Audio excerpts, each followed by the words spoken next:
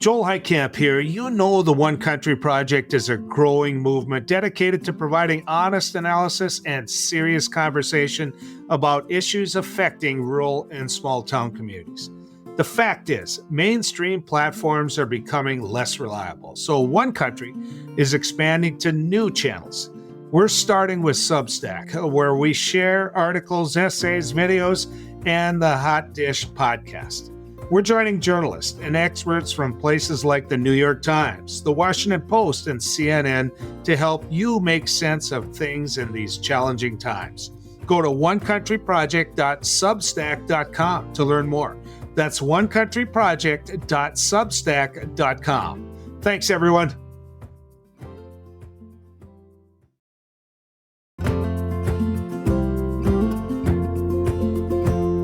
Welcome to the Hot Dish, comfort food for middle America. I'm not Heidi Heitkamp. I'm the much younger Joel Heitkamp. Heidi left me alone to tell you about this episode, and it's a good one. Isaac Wright is back on the Hot Dish, and he and I are going to talk about how a Democrat should engage rural Americans. Then we're bringing you a great conversation between Heidi and veteran political strategist Paul Begala. They talk about some of the things Democrats can do to protect rural Americans and make it through all this chaos. But before we get to that, I want to do a little listener mail. A lot of you have been writing in asking about the misinformation problem in rural America. I want you to know we've heard you, and we're working on it. So stay tuned for an upcoming episode on just that. If there's something you think we should talk about, let us know. Send us an email to podcast@onecountryproject.org. That's podcast@onecountryproject.org. But now, let's bring in Isaac Wright, a founder of the Rural Voter Institute. We're going to talk about, and we need to talk about, ways that the Democrats can regain ground with rural Americans. And you know what? We need to talk about whether or not they can. And that's a big part of what Isaac works towards. Isaac, welcome back to the Hot Dish. How are you doing? Great to be with you again. Doing great. You know, Isaac, this question comes up on my radio show more than anything because most of my listeners are Republicans. They enjoy good old-fashioned conversation. They're middle of the road, I really believe, but they don't vote for Democrats anymore. So how do we fix that? We have to be present, right? For one thing, we have to look at building infrastructure on the ground politically in rural America again, right? We have a new DNC chair who has a great track record of investing in rural operations. And I think that is an opportunity for us as a national party to re-engage and do a better job in rural America. And secondly, we have to understand the difference between policy discussions and talking about real life situations and how those two things interact and the cultural awareness, right? When we talk about things with the economy, right? Joe Biden did a great deal of investment in rural America, but they talked about it often in terms of policy and numbers of what finances move to invest in this facility in this area. But it's more than that, right? It's talking about the larger problems that goes to address. You and I have talked about the wage gap before in rural America, right? On average, a rural American earns 75 cents on the dollar compared to their more metropolitan counterparts. We have to acknowledge that where you live in this country should not determine whether or not you feel the full value of being an American. But everything you said is true. And here's the thing. You're letting facts get in the way of messaging, and that's a real problem in rural America, right? It seems to me that we get defined by the national party, and it isn't a good message for rural Democrats. I'm curious what your take on that is. Well, I'm just shocked that you can source out exactly what the national party's message is. I'm curious to hear it so that we can talk about the problems with it.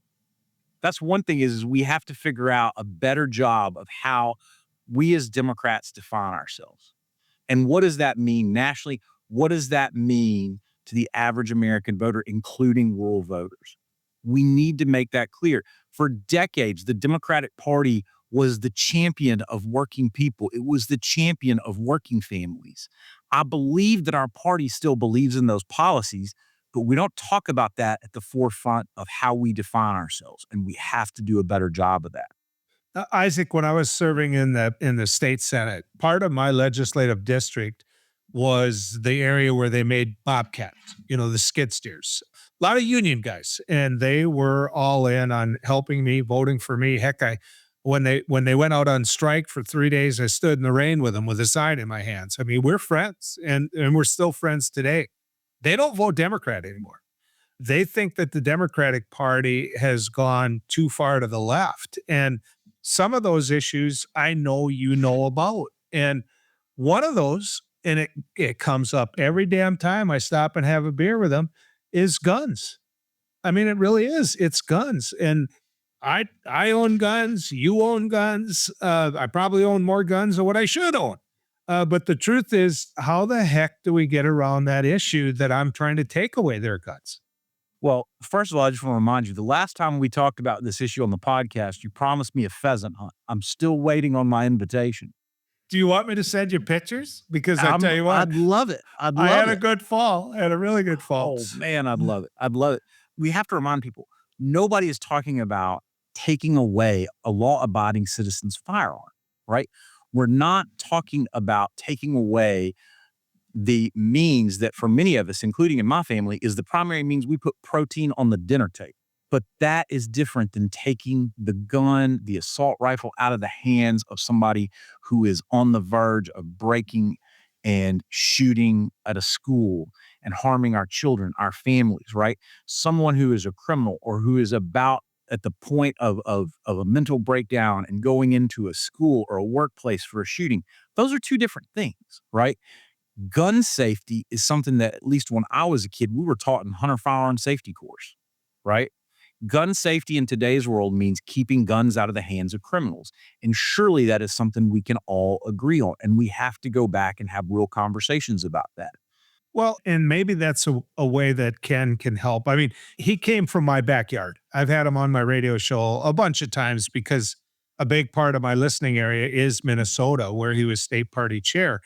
And one of the arguments that I made to him, and I didn't really need to make it to him because he got it, was that Democrats needed to know and understand guns. Yeah. I think that the biggest problem that we have with certain Democrats is they see a gun and they think of an AR. They don't realize that we could get rid of a binary trigger, that we could get rid of a bump stock, that we could reduce the size of a clip. But you got to know guns to know that. Yeah. And I don't know how we convince the East and West Coast to get to the point where they do. If they see a synthetic stock, they don't instantly think AR. That's exactly right. I was on Fox News one time when this very issue came up, and it was about the bump stock ban. And I wound up having to explain to the Republican talking head on the program from Los Angeles how a bump stock actually works and what it means and what it does, right? We need more people in our party who understand the difference between a 22 rifle for squirrel hunting and a 223 caliber for coyote hunting, and then the difference that caliber means in something like an AR-15, right? Mhm. Those are the kind of questions, and we don't have enough leaders in our party who probably recognize that. I think that's a fair evaluation, but that's something I think that we have the opportunity to work on and build on and fix in the next few years. We still don't have a farm bill, and we've got a president that brings his kid to the White House. Wait a second, that's the other guy that's president. But my point is this: we don't have a farm bill, and Elon Musk is going about any place they can to cut federal dollars without looking at how those federal dollars actually work. You've got a situation where when it comes to federal dollars, we're completely reliant upon federal crop insurance. If they continue to cut and cut and cut, and that's an area because Project 2025 puts them in their sights. If they do that, what type of opportunity is there for Democrats then? Well, I think the contrast between cutting support for the agricultural system, for farms, for family farms, and the backbone of the American economy that puts food on our tables and in our refrigerators, compared to the Trump Elon Musk cabal right now. And I think I saw in the news recently the federal government's order for armored Tesla trucks. Those kind of priorities are something we need to remind people about, and the contrast in priorities. But to have a contrast, we also have to make clear what our priorities are. And it's not just a farm bill and agriculture, it's tackling the bigger discrepancy in the economy between the economy in rural America and the rest of the country. And we have to talk about that front on. Yeah. It just seems to me that farmers are going to wake up and realize that they've put themselves at risk financially. It's been good times on the farm, but you and I both know soybeans are down 2, $3.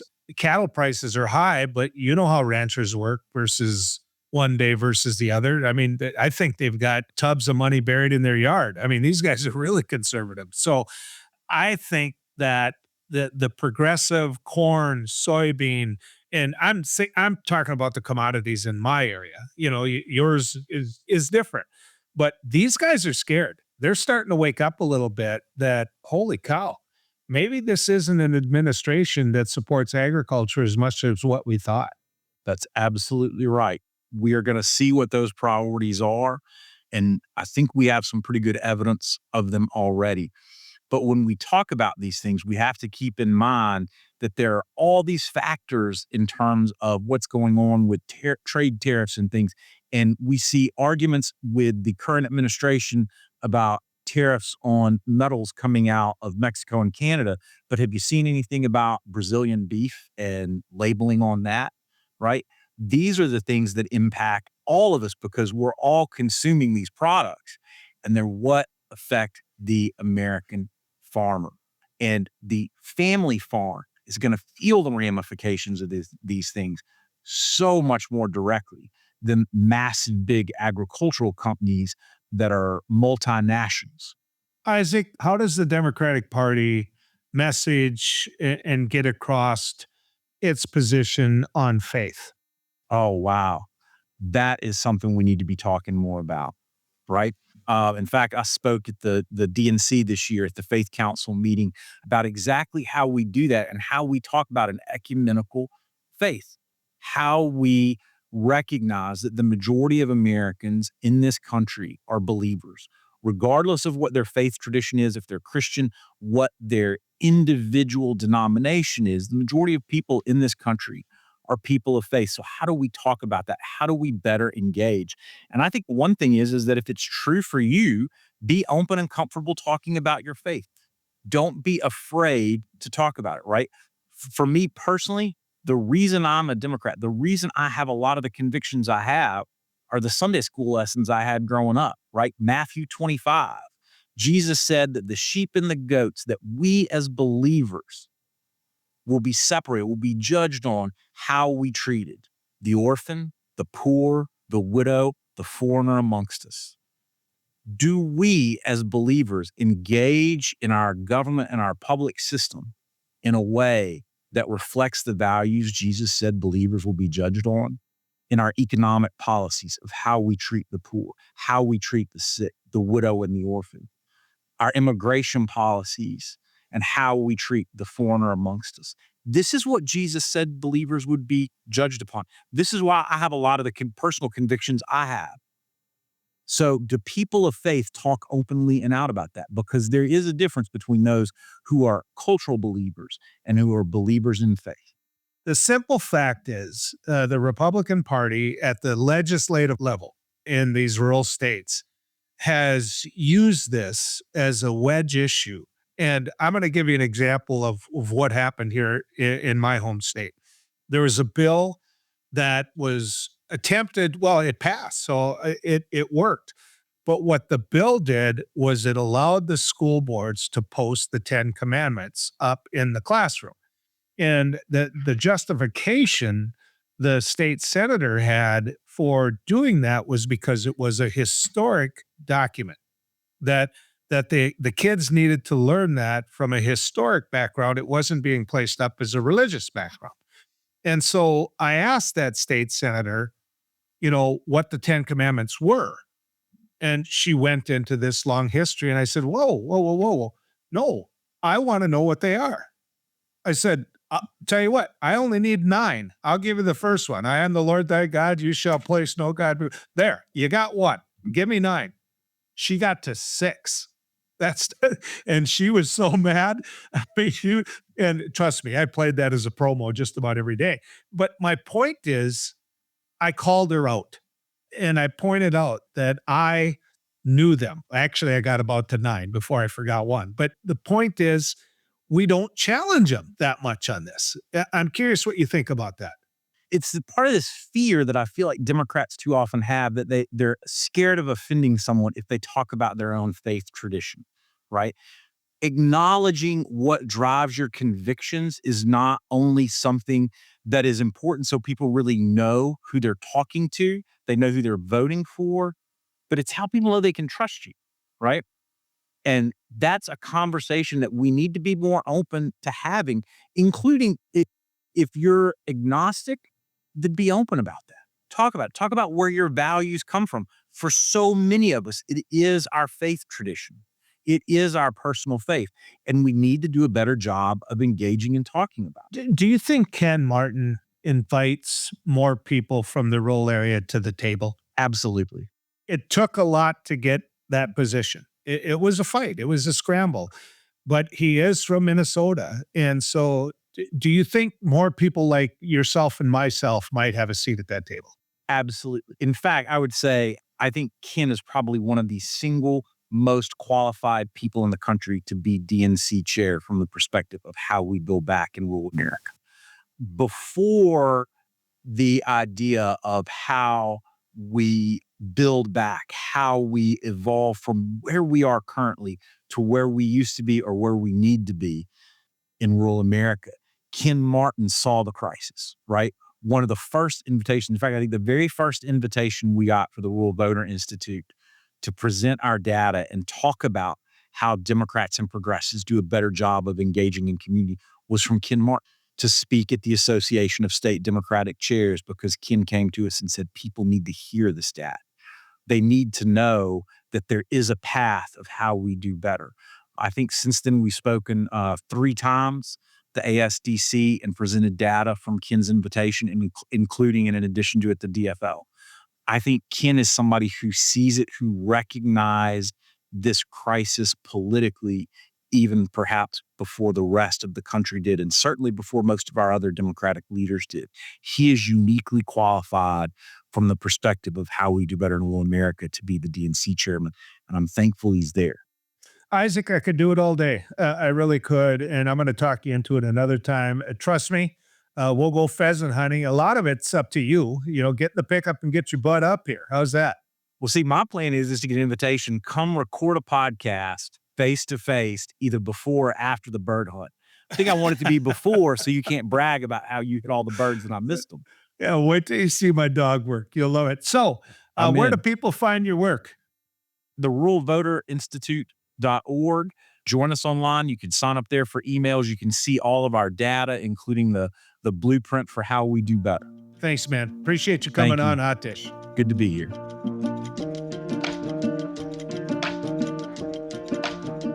I love talking to Isaac. He's a great guy.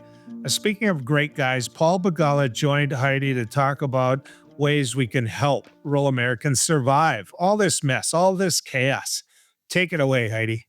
Thanks, Joel. I'm with Paul Begala, who was a counselor to President Bill Clinton and is now a professor, and political contributor for CNN. Welcome to the Hot Dish, Paul. Heidi, thank you so much. It's a great honor to be here. I love what you're doing. As a small town guy who spends about half his life on a farm in Virginia, I love what you're doing. We're going where fools dare to go, let me tell you, and people keep asking me, do you really think that you can win rural America? And I said, I've never said that. I said, we need to quit losing rural America so badly that we can't make up for it in other parts of the country. And so, plus I think that there's just a lot of disaffected rural Americans who really care about this country, care about their economy, care about their neighbors, who sit back, who have really become demoralized because they don't hear anything about them. They don't hear anything about, kind of where they land in this great country of ours. And, it's been interesting because I've been watching the administration, and a lot of what they're rolling back has had dramatic effects on land grant colleges, dramatic effects on local housing, rural housing grants. I mean, you lay it out. And I think there's this sense, I would say, of talking to people out there. Well, they're just going through this process now. We're going to get all that money back because he really cares about us, and that this is just a temporary glitch in the commitment. And, I keep saying, don't hold your breath. I think you're completely right, Heidi. And in fact, this is my mindset for the next, oh wait, I have it on my computer. How many days? The day we are taping this, 1,436 days. And every single day, the word of the day is betrayal. That's different from resistance. Resistance. Because look, he's going to be right about some things. I think he used to be right about TikTok, and then he flip-flopped on TikTok. So I don't want to resist. It's betrayal. A lot of really good people in my family voted for Donald Trump. Really good people. Now, look, all the racists voted for Trump too, but this is where the left gets it wrong. It's the fallacy of composition. All the racists are Trump supporters, obviously, but not all the Trump supporters are racist. In fact, the overwhelming majority of them are really, really good people who just want to feed the world, fight our wars, teach our kids, and live the American dream. So what do we say to them? My view is he's betraying you. Look, you don't have to even go beyond this very first minute in office, where weirdly he wouldn't put his hand on the Bible. I think he was worried about the singe marks. But he was sworn in the rotunda because it was too cold outside, which is probably hilarious to your listeners in the upper Midwest. But I'm a Southerner. I have thin blood, so I don't blame him. He's surrounded by the wealthiest men in the world, the billionaire broligarchs. They all got into the warmth and into the inner circle. Not a single auto worker from Michigan who elected him. Not a single dairy farmer from Wisconsin who elected him. Not a single steel worker from Pennsylvania who elected him. None of the guys and gals who put him there were there when he took power. And he is going to betray them every day. We watch his budget. We watch his tax cuts. We watch how he's decimating rural America. That's what we ought to be talking about. How this guy, you weren't wrong to vote for him. We get it. You want to throw a brick through the plate glass window. You've been left out, left behind. I get it. But this guy is stabbing you in the back. He is betraying you. And I think that's, frankly, more honest and accurate. And I think it's probably more politically successful. What do you think? Well, I mean, you think about this. The minute he got cornered on food inflation, he said, oh, yeah, I'm not going to do that. And now, we have rising inflation, no big surprise given threats of tariffs and a lot of his economic policies. And some of this is pent up, long-term supply challenges that we've had since the pandemic. And the first thing he does is see what Biden did. And you want to say, you know what? You said day one, you're in charge. Everything day one is on you. And so the idea that he was going to lower their fuel costs, lower their gas, their insurance costs, which and I know are going to go through the roof, given everything that's going on with natural disasters.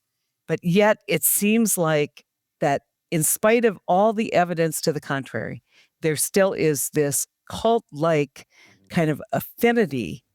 He's our guy. We love him, and he can do no wrong, even though everything in my life is not going better. Well, that's right. And I don't think we'll ever crack that hardcore base. By the way, there's a hardcore base for the Democrats, too, that no Republican would. But that's like 35%, no matter what. Remember, he said, I could shoot a man on Fifth Avenue and not lose any votes. He literally was found by a court of law to have sexually abused a woman on Fifth Avenue, and he didn't lose any votes with that base. So I get that. But there's a whole lot of people in the middle who go back and forth, and they believe the Democrats have betrayed them. More culturally than economically, but culture really, really matters. I get so angry with my fellow Democrats when they talk about poor folks, rural folks. They say, why? It's so patronizing. Why do they vote against their economic interests? These are millionaires on Park Avenue who vote for Democrats who raise their taxes. And I say to them, well, you're voting against your economic interests. Oh, but it's because I'm so virtuous. Well, guess what? There's a lot of virtue in rural America too, and in inner city America. So we have to be able to connect with them on their values as well as their economics. But you are right. I checked. I wrote it all down, Heidi, because I'm a nerd. The day he took office, day one, eggs were $4.14 a carton. They're $4.95 now. That's only 25 days. Gas was $2.95. It's already $3.05 in 3 weeks.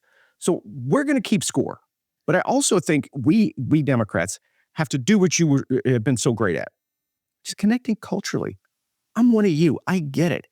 I share your values. And in fact, I think this guy is betraying our shared values. Mm-hmm. It's too many Democrats who, it kills me, it breaks my heart, but they look at folks in rural America and they say, you're dumb, you're racist, you're whatever. And that's just not true. You know that from your own lived experiences. So do I.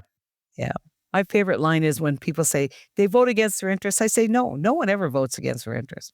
You just don't understand what their interest is. Yes, because it's so patronizing otherwise. And they know, believe me, you know this too, most of the folks I talk to in small town America, rural America, they don't actually think Trump's going to raise their minimum wage.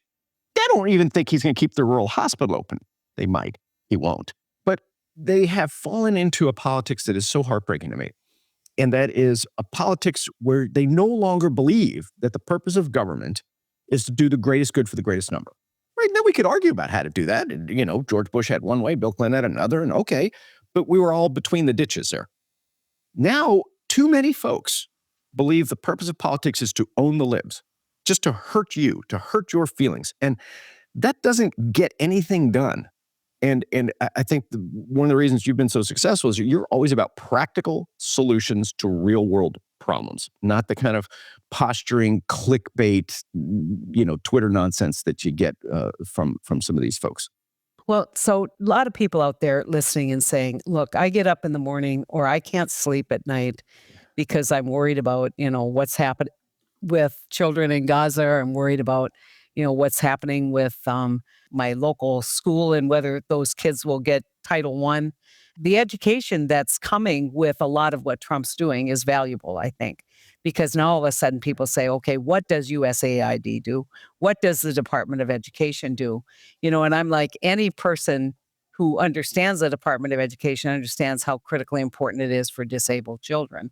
And so I think there's an opportunity there, but let's give people a practical kind of to-do list, Paul. I mean, they're out there. They don't want to just be passive about this. They want to do something, but they want to do something that matters. Well, what I would do is I would take all these cell phones that we all carry, and this is Satan's tool, believe me, but I would take it and I'd take it to the grocery store. In other words, become part of the media. The media has got huge problems, and I work at CNN and I love it. And you work at CNBC, I'm sure you love it. But the mainstream media is no longer going to do this. People want to hear from their neighbors. They don't want to hear from me. Don't tell CNN because they'll fire me. But take your phone, go to your grocery store, and film a video of how much it costs now just to put bacon and eggs on the table, and how much more it costs, and how angry you are about that, about how this, or at your school. God help us. The education department, by the way, is one of the most efficient things in the government. It runs a $79 billion operation on 4,000 employees. Mr. Musk, by the way, his Tesla is about a $95 billion, so slightly bigger. He's got 140,000 employees. So the Department of Education is actually about, 6 times more efficient than Mr. Musk's corporation. Go and film. I guess you can't film children, but, film at your school. The stuff that he's cutting is the stuff that hurts his own voters most. I guess that's the thing that gets me so upset because, again, it used to be politics was about you voted for someone and they paid you back by doing things for you, kind of like Mr. Trump is doing with Mr. Putin. But these really good people, particularly in rural America, they stood in line to vote for this guy, and he is stabbing them in the back. So go and record that. Post. It's like I got off of X because it was too toxic. I used to use it all the time. I've just started on this Blue Sky, which seems to be great. There's a lot less of the hateful, racist, anti-Semitic content that you used to get on Twitter. And so I would say take control yourself of the narrative. Post what it is that's bothering you. Post where it is that Mr. Trump has betrayed you. We've lost, 150 rural hospitals in the last decade? And as you know, you lose that hospital, you're through. Yeah. You're just through. People won't live there. And now they're going after our public schools, more in the state level. In my beloved Texas, they're trying to get rid of the public schools. So if you don't have Friday night lights, and if you don't have an emergency room, there's not much. I guess the only thing you got left is your church. You're going to need it because you're going to have to pray for faith healing. When you look at people's kind of ability, there's another thing that I would add to that. Do not let postings that are not factual go unanswered. And so now we know that all of the major platforms have basically said we're out of the fact-checking business. So we're going to crowdsource fact checking. And I don't know what's better. In some ways, I think that might be a better way to fact check, given, the kind of corporate ducking that's going on right now, that, they're cowering to power. But to me, the other thing that I would say is be proactive in terms of what you want from your government. Right. Get out there. The interesting thing is there's these number of these apps that you can make a phone call to congressional members. I don't know if you've seen that there's so many phone calls coming now Yeah. to Congress that it's basically jammed the lines. And these are discreet folks who are saying, I got to do something. I got to make a phone call. I've got to raise my concern about my privacy. Is he going to reveal that? But do not let a posting that a friend puts go unanswered. You don't need to be mean about it, but you may want to say, hey, whoa, whoa, whoa. You might want to check out these sources and this source and better understand, kind of what the facts are here, because unanswered way too often. And I think this is where the Biden administration was so horrible. Mhm. Never, it's like, oh, no one will believe that, or we're too important to answer those crazy comments that you're all making. We're not going to listen to what people are saying. That you can see trends in social media, but we need to have people out there who are fact checking what's getting posted. That's exactly right, Heidi. And I do think the attitude needs to be they're lying to you, not you're a dadgum liar, right? Because Yeah. that puts people off. But if you say, they're lying to us, I checked this out. And there are, factcheck.org. By the way, CNN, if I can brag on the network I work at, does a great job of fact checking. This guy, Daniel Dale, hardest working man in show business. Snopes also checks. I literally, and I'm 63. My old high school history teacher, Mr. Dratchenberg, back home in Fort Bend County, Texas, still emails me. We're still friends. And I'm like his personal fact checker because he's like, this doesn't seem right, but here's what they're telling me in Rosenberg, Texas. And so I go and look it up and I say, no, here, Dratch, here's what it is. So that's really important. Neighbor to neighbor, peer to peer. And the attitude, we can empower people with that. Go to Snopes, go to factcheck.org, go to CNN's Daniel Day fact checker, go to the Washington Post's Glenn Kessler, the fact checker there. He gives these Pinocchios for people who lie. And just say, hey, they're lying to us. I checked it out. And I think that's really powerful. I'm really glad you're raising it. So in the few minutes that we have left, I want to turn to the Democratic Party. Right. That has, in any good democracy, the opposition plays a really critical role. And I love all my former colleagues, but it's like chicken with your head chopped off kind of watching it. And I'm like, eventually you're going to exhaust yourself. And so you guys are not being very strategic. I think there's people who think that they're not reacting to everything that they see. And then there's people who say they're overreacting and not being strategic in terms of what they're, and so they're really in a tough spot. But they're in a tough spot in part because I think we lack a charismatic voice. As kind of, there's no Barack Obama. There is no, Bill Clinton. I mean, you and I both, that's how we met, was during the Clinton years. I was the state attorney general. Right. And people always talk about Barack Obama. I said, I love Barack Obama. He couldn't compare as a communicator to Bill Clinton, in my opinion. I mean, Bill Clinton had that ability. And I think because of how he was raised and how he grew up. And I think fundamentally the respect that he had for every human being, it was reflected in how he would communicate. And so we don't have someone like that. I mean, I remember, in the dark days of your administration, Bill Clinton actually went on the road. Right. He actually went out and did rallies. He actually, kind of took it to the people and overcame that. I mean, ended up pretty popular at the end of his term in spite of all the challenges. But that was personality. That was a willingness to, say mea culpa, let's turn the page. Here's what I care about. I still care about you, but we don't have that. So what advice do you have for my colleagues in the Senate who are struggling with how do they respond to all of this? I think, Heidi, it's keep the main thing the main thing. So, I worked for President Clinton all those years. During the campaign, I traveled with him, went to 48 states, came to your state. The last week of the election, he called me up, this election. And he's like, why don't you come back on the road with me, Paulie? And it was like the old days, except now I'm old and he's old. But we bounced around the country campaigning for Kamala.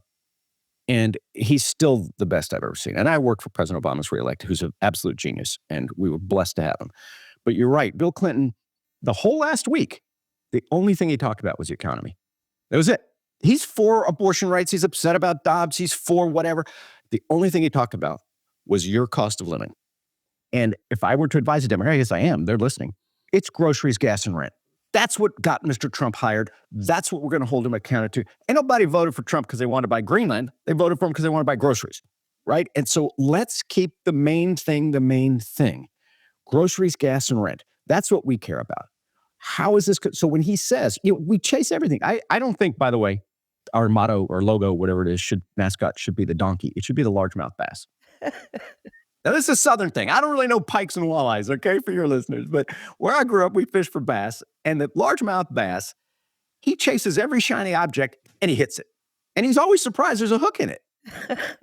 And you throw them back and you catch the same one 3-4 times because they're really dumb and they attack any shiny object. That's us. So let's not be largemouth bass. I actually call it the dog with the squirrel, squirrel. Yeah. So every time Mr. Trump says, I want to rename the Gulf of Mexico to the Trumpistan or whatever he wants to call it, we should say, what's that going to do to the cost of my groceries, gas, and rent? Right? I want to invade Panama. What's that going to do to my groceries, gas, and rent? I want to occupy Gaza. What's that going to do to the cost of groceries, gas, and rent? Just keep the main thing, because when you don't have power like this and you don't have a charismatic leader, you're lucky if you can penetrate with one thing. And what I would like my mama to know is that, these Democrats really seem fixated on my basic cost of living. We can't communicate everything. Groceries, gas, and rent. That's my mantra. Yeah. Well, I mean, absolutely true. And I think we missed, inflation ticked up. Donald Trump, blamed Biden right away. I think he's smart enough to know that with inflation ticking up, interest rates aren't going to get rolled back. He's taking a look at Treasury. So he understands that he's got huge challenges. You have to be willing to take grief from your own base if you want to be a successful politician in this very large, very diverse country, right? So Bill Clinton was for 100,000 cops and welfare reform. And Barack Obama had the strictest border enforcement we've ever had. He had more people on the border than any president since Woodrow Wilson was chasing Pancho Villa. And he was called the deporter in chief. He welcomed that. He said, I want to change the law, but until you do, I have to enforce the law. President Biden, and I love him, I really do, he never once picked a principled fight with the far left in his party. And so we got saddled with looking weak. Yep. Because he should have been much tougher on the border much earlier. He should have bragged about the phrase my old man used to use, God rest his soul, was turning to the right. How many rigs are turning to the right? Means we're drilling. He should have bragged about that. And if some of the more wonderful, passionate members of our party don't like it, good. Yeah. That's part of what made Obama and Clinton successful, is that the far left was attacking them. And normal people said, well, probably not all that bad then. Just to put a finer point, because I want to talk just briefly about the border and then we have to go. But I think that Donald Trump had a winning issue with shutting down the border, and that he turned it into a losing issue by deporting a bunch of people who are working really hard. And so, he's not perfect either politically. I mean, to me, if I would say, all you had to do on the border issue was really spend your time, but you stepped over into that, I'm going to deport 13 million people. And now that's the standard of how successful he's going to be. And and I know that there's going to be thousands of sympathetic stories in the range of people who are going to be asked to leave this country. Well, right. I was just down there. I wish I could tell you it's a fact-finding trip. I was deer hunting with my kids. Since I'm from Texas, we go down there and chase white-tailed deer. Did a good job, too, by the way. I have a full freezer. So when you go down there, you hear exactly that. By the way, where I hunt, it's 100% Mexican-American. And then my boys and me, these white Irish guys. And they want strict border enforcement, but they also want to respect people who are living the American dream and paying taxes and obeying the laws. I guess if I were a Democratic mayor or governor, I don't like the sanctuary city thing. I don't. Yeah. But I'd stand in front of the jail and I'd say, Tuesday at 2 p.m., I got 12 guys, come get them. But then I would stand in front of a church or a school and say, no, you're not coming in here. We don't want ICE raiding churches, right? We don't want people terrified when they're worshiping God. But if you're in jail, if you've committed a crime, this Lake and Riley Act was just common sense, if you ask me. And a lot of Democrats voted for it. Why not get rid of the people who are committing crimes, stand in front of the jail and say, hey, come over here, Mr. Trump, I got him. because that's what people want. They want to get the folks who are committing crimes the hell out of here, but they don't want some guy who's like working on a hot tar roof in Houston in August, who's busting his tail and sending the money home to his family. He's not hurting anybody. Or somebody who's been somebody's housekeeper for 20 years, Right. knock on the door and pull her out. So it's going to be interesting. Paul, I hope you come back. And I think we've given some folks some ideas. I just wish there was something, like you said, something a little bit more organized that people could plug into and could feel like at least they're having their voice heard, because there's a lot of people in this country who are incredibly good, who are seeing what they think is the wrong direction, who know that as citizens, that's the most important responsibility we have to, pursue corrections and things that are happening in the government. And if you're in a red state and you have a red senator, keep calling. And one thing someone asked me, they said, well, what should I do? I'm helping all these rural communities with these grants. I said, document what's happening. Yes. Write down, Get your okay, phone that out. housing grant, that's not coming. This isn't coming. And you send it to every congressional member you send in your state, and you send it to the senators in your state, and you say, this is what's happening on the ground. Can you help me? And I think that there's going to be, kind of an overwhelming of Congress once they see the magnitude of the disruption. 20% of our economy, we don't like it necessarily. I think you and I are both fiscal conservatives, but is in fact federal expenditures. And when you disrupt that 20%, there are a lot of people talking about the economy going into recession as a result of all this. Amen. There's one other thing, which is listen to you and Joel. You've given a voice to so many of us who come from small towns in rural America.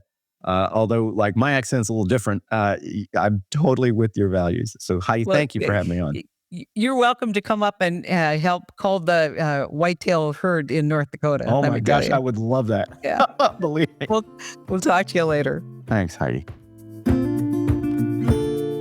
Hey, thanks for listening to The Hot Dish. If you like what you've heard, tell your friends about us. You can find us at onecountryproject.org, at One Country Project on the social media.